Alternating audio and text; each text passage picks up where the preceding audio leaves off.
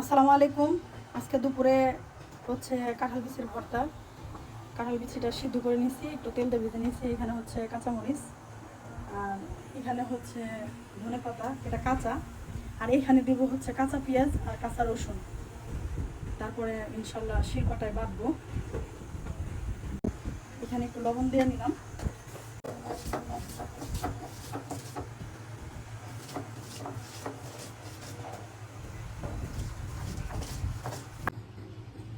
ভর্তাটা হয়ে গেছে। একদম বাইটটা একদম একদম বাটা যাবে না। এই যে এরকম এরকম যে পেঁয়াজটা এরকম রাখছি। এখন এইখানে একদম খাঁটি সরিষার তেল, এটা আমার ছোট খালা দিছে।